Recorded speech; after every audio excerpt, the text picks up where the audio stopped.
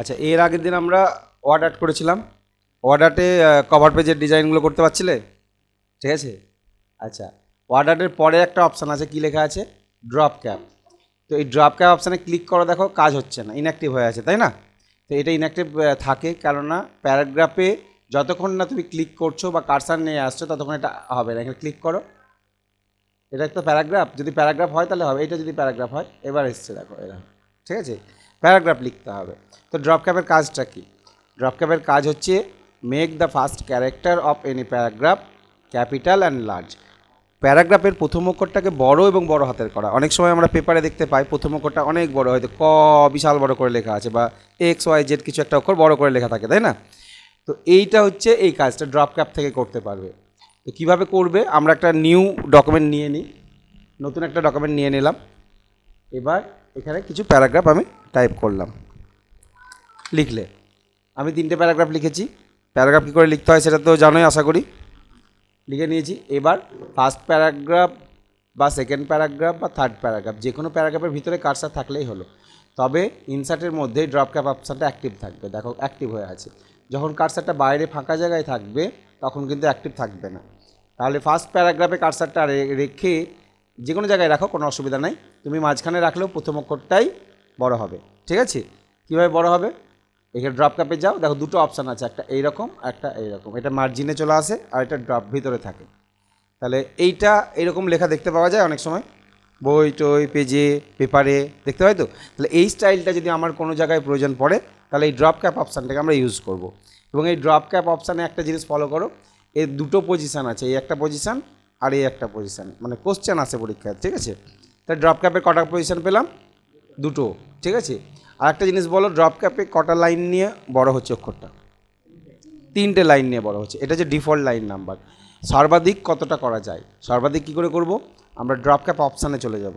ঠিক আছে, এর ভিতরে কোন পজিশানটা নেবে, এটা না এটা চুজ করবে। পজিশান দুটো চেহারা দেখলেই বুঝতে পারছো, ছবি দেখেই বুঝতে পারছি আমরা। এইটা ক্লিক করলাম, এটা নিলাম। এবার লেখার স্টাইলটা এটা চুজ করতে পারো, না করলে কোনো অসুবিধা নেই। এই যে লাইন টু ড্রপ লেখা আছে, এখানে 3 করা আছে, এইটা তুমি বাড়াতে পারো। 3-এর জায়গায় 4, 5, 6, 7, 8, 9, 10, এর থেকে বড় করতে পারবে না। 10-এর বাইরে আর যাবেন, দেখো হচ্ছে না, হচ্ছে না। তাহলে সর্বাধিক কতগুলো লাইন নেওয়া যায়? 10টা লাইন নেওয়া যায়। আরেকটা আছে ডিস্টেন্স ফ্রম দ্য টেক্সট, এটা পরে দেখাচ্ছি। ওকে করো, এই দেখো 10টা লাইন নিয়ে ও বড় হয়ে গেছে। অন দা, এই অনের ও এত বড় হয়ে গেছে। ঠিক আছে, সর্বাধিক 10টা করা যায়। তাহলে এত 10টা করাবে কি কম করবে? এখান থেকে কমই নাও, আমি কমই নিলাম। 10টা চাইছি না, আমি 4টে চাইছি, 4টে রাখবে। ওকে করবে, 4টে লাইন নিয়ে ও বড় হয়ে যাবে।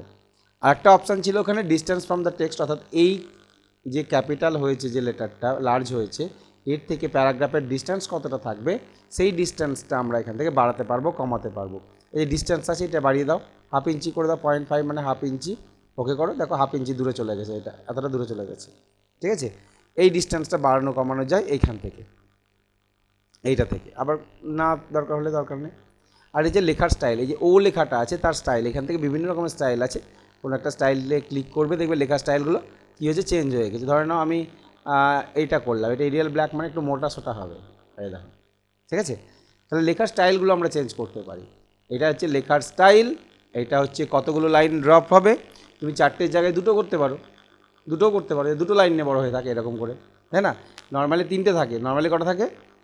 3টে থাকে। সেটা আমরা এখানে গিয়ে চেঞ্জ করে নিতে পারি, 3টে 4টে 5টা করে চেঞ্জ করতে পারি। আর নান অপশানে যদি ক্লিক করো তাহলে কিছুই থাকবে না, যেমন ছিল সেরকম। তাহলে যে প্যারাগ্রাফে ক্লিক করবে সেই প্যারাগ্রাফের প্রথম অক্ষরটা বড় এবং বড় হাতের হয়ে যায়, ক্যাপিটাল অ্যান্ড লার্জ হয়ে যায়। ঠিক আছে, এইটা হচ্ছে আমাদের ড্রপ ক্যাপ অপশানের কাজ। এনি কনফিউশন, কোনো সমস্যা? ওকে, দেখো এইটাই লেখা আছে ড্রপ ক্যাপে কী করা যায়, এবং ডিফল্ট লাইন নাম্বার কত থাকে? 3, এবং উই ক্যান টেক ম্যাক্সিমাম 10টা লাইন নিতে পারবো। ঠিক আছে, ড্রপ ক্যাপে কটা পজিশান থাকে? দুটো পজিশান থাকে, একটা হচ্ছে ড্রপ, একটা হচ্ছে ইন মার্জিন। যেটা ভালো লাগবে সেটাতে করবে। কতগুলো প্যারাগ্রাফ লিখবে? 3টে প্যারাগ্রাফ লেখো।